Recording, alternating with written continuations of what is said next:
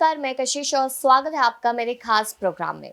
आज देखा जाए यहाँ पर तो एकनाथ शिंदे और उद्धव ठाकरे अभी भी एक दूसरे के आमने सामने बने हुए हैं। यहाँ पर अगर देखा जाए तो 3 दिनों तक सुप्रीम कोर्ट में सुनवाई चली और उसको देखते हुए हरीश साल्वे, कपिल सिब्बल और बाकी के जो यहाँ पर वकील थे वो कहीं ना कहीं अपनी राय और दलीलें पेश करते हुए नजर आए। लेकिन अब सुप्रीम कोर्ट यहाँ पर ऐसी ऐसी बातें सामने लेकर आया जो शायद किसी ने सोची नहीं।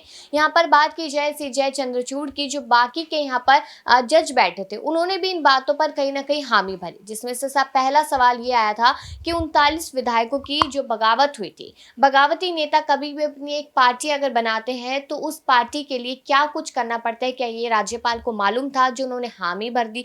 देखा जाए यहाँ पर तो सवाल ये भी उठा यहाँ पर सुप्रीम कोर्ट की तरफ से कि 3 साल की शादी में आखिरकार ऐसी कौन सी दिक्कत आई जो इतना बड़ा कदम उठाया गया।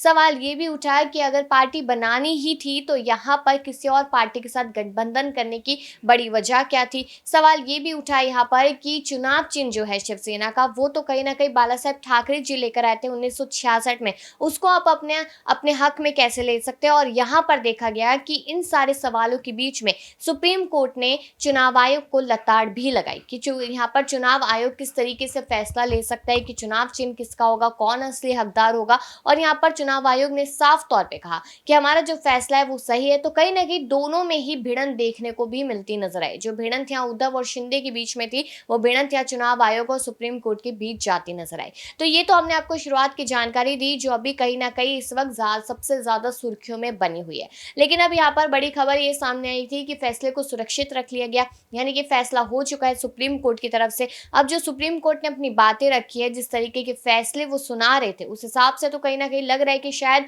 सुप्रीम कोर्ट का फैसला उद्धव के पक्ष में आता हुआ नजर आएगा। लेकिन अब देखा जाए तो एक और बड़ी बात यहाँ पर सामने आई, जिसमें सुप्रीम कोर्ट ने ये कहा कि जब पार्टी को परिवार की तरह ही समझा और परिवार में अगर बगावत हुई है, परिवार में बाहरी लोग सामने आए, तो फिर दिक्कत किस बात की है, ये भी सुप्रीम कोर्ट ने कहा। और कहीं ना कहीं ये सेंटेंस थोड़ा कंफ्यूज कर देने वाला था, लेकिन उसको लेकर हम आपको अच्छी खासी जानकारी यहाँ पर देंगे कि आखिरकार सुप्रीम कोर्ट क्या कुछ कहता नजर आया। दूसरी तरफ यहाँ पर देखा जाए तो उद्धव ठाकरे गुट में से अभी भी जो बचे हुए नेता हैं, उनमें से भी एक एक करके कहीं ना कहीं शिंदे गुट में शामिल हो रहे हैं, क्योंकि उन लोगों को मालूम है कि अभी सत्ता में तो शिंदे है, तो जहां ज्यादा ताकत होगी वहां पर जाएंगे। और साफ तौर पे ये भी देखा जाए यहाँ पर कि आदित्य ठाकरे यहाँ पर एक मौका नहीं छोड़ रहे एकनाथ शिंदे पर सवाल उठाने को लेकर। और कहीं ना कहीं अब इन सारी बातों को घुमा फिरा कि यही माना जा रहा है कि एकनाथ शिंदे का इस्तीफा अगर तय होता है और 16 विधायकों की अयोग्यता तय होती है, तो नॉर्मल सी बात है कि यहाँ पर सरकार गिरती नजर आएगी।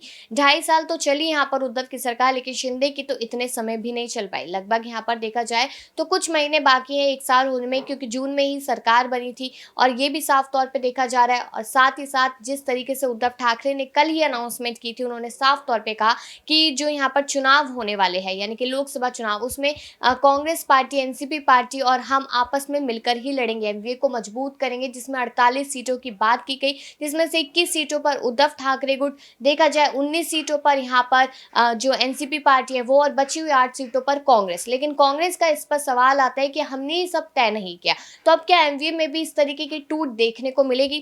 तो चलिए आगे की जानकारी भी आपको देते हैं कि आखिरकार सुप्रीम कोर्ट के फैसले किस दिशा में जाते हुए नजर आ रहे हो। जो फैसला सुरक्षित रखा गया उसको लेकर जो कयास लगाए जा रहे हैं कि शिवसेना उद्धव की या शिंदे की, तो चलिए आपको ये भी बताते चले आपको कि उच्चतम न्यायालय की संविधान पीठ ने गुरुवार को उद्धव ठाकरे और एकनाथ शिंदे समूह के बीच शिवसेना पार्टी के भीतर दरार से संबंधित मामलों में फैसला सुरक्षित रख लिया।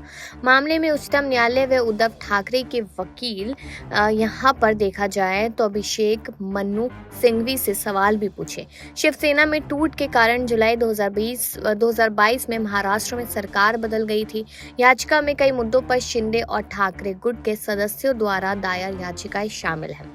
मुख्य न्यायाधीश ने सिंघवी से पूछा, आप उद्धव ठाकरे सरकार को बहाल करने की मांग कैसे कर सकते हैं, आपने इस्तीफा दे दिया था। जस्टिस एमआर शाह ने पूछा कि अदालत उस सरकार को कैसे बहाल कर सकती है जिसने विश्वास मत का सामना नहीं किया। यदि आप विश्वास मत खो चुके हैं तो यह एक तार्किक बात होगी।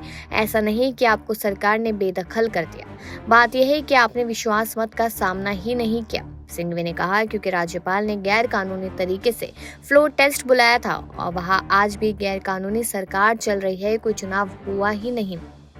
उच्चतम न्यायालय ने उद्धव ठाकरे की शिंदे गुट विलय की दलीलों पर सवाल उठाए।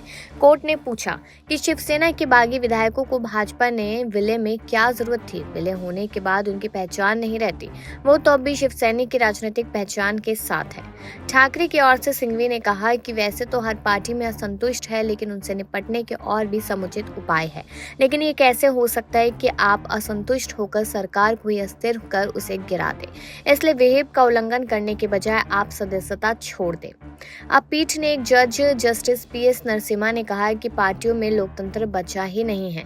पार्टियों को एक परिवार के व्यक्ति चला रहे हैं, उनके सामने किसी का कोई विरोध नहीं चलता। ऐसे में समूह के रूप में टूटकर गलत अलग होने में क्या बुराई है। यह तर्क कभी कभी खतरनाक भी हो सकता है, क्योंकि पार्टी में एक नेता के अलावा बिल्कुल भी आज़ादी नहीं है। कई बार इसे एक ही परिवार चलाता है, फ्रेम में किसी और के आने की गुंजाइश नहीं है। आप ये कहने के लिए संविधान की व्याख्या कर रहे हैं कि किसी विधायक के लिए संभव नहीं है। लेकिन चलिए आगे की जानकारी भी आपको दे देते हैं कि तमाम और क्या खबरें यहाँ पर सुप्रीम कोर्ट की तरफ से आती हुई नजर आ रही है। साफ तौर पर अगर कहा जाए तो यहाँ पर ये भी जानकारी सामने आई कि एकनाथ शिंदे गुट को असली शिवसेना की मान्यता पर निर्वाचन आयोग ने जानकारी दी।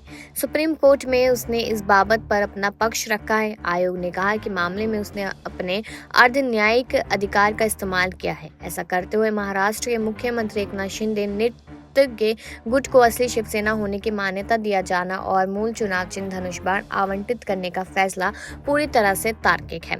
आयोग ने कहा कि इस मामले में आदेश पारित कर उसने अपने कर्तव्य का निर्वहन किया है। निर्वाचन आयोग ने 17 फरवरी को दिए गए आदेश के खिलाफ उद्धव ठाकरे द्वारा दायर याचिका पर दाखिल हलफनामे पर आयोग ने कहा, इसमें कहा गया कि यानी कि निर्वाचन आयोग ने चुनाव चिन्ह आदेश 1968 में प्राप्त अर्ध न्यायिक प्राधिकार अधिकार का इस्तेमाल कर आदेश दिया, जिसे चुनौती दी गई। अब चुनाव आयोग ने कहा कि शीर्ष अदालत ने कई मामलों में व्यवस्था दी है और जहां अर्ध न्यायिक अधिकार के तहत दिए गए संदेह आदेशों को चुनौती दी गई, वहां पर ऐसे निकायों को अपील में पक्षकार बनाने की जरूरत है। आयोग ने कहा कि आपने उत्तर में प्रतिवादी विनम्र तरीके से जानकारी देता है कि चुनौती दिया गया आदेश आयोग ने अपने प्रशासनिक अधिकार के तहत नहीं, बल्कि चिन्ह आदेश के छंद 15 के तहत मिले अर्ध न्यायिक अधिकार के तहत पारित किया गया है। ऐसे में इसकी योग्यता के आधार पर विचार करने की जरूरत नहीं है, क्योंकि चुनौती दिए गए आदेश में सभी तर्क दिए गए हैं और याचिकाकर्ता द्वारा उठाए गए सभी मुद्दों का जवाब भी दिया गया है। यानी कि अगर साफ तौर पे देखा जाए तो यहाँ पर कई ना कई जो दिक्कतें हैं वो अब दोनों ही गुटों के लिए बढ़ती हुई नजर आ रही है। लेकिन सबसे ज्यादा अगर बात की जाए तो यहाँ पर शिंदे गुट के लिए मुसीबतें बढ़ रही है, क्योंकि जो सवाल सुप्रीम कोर्ट ने शिंदे कैंप से किए हैं उनका जवाब शायद ही यहाँ पर शिंदे गुट के पास होगा, वरना कहीं ना कहीं यही समझा जाएगा कि जो सरकार बनाई गई है वो पूरी तरीके से गलत और असंवैधानिक तरीके से बनाई गई है। लेकिन देखना यह है कि आने वाले टाइम में होता क्या है, इस पर राय जरूर दें और बाकी सी खबरों के लिए देखते रहिए नेक्स्ट 9 न्यूज़।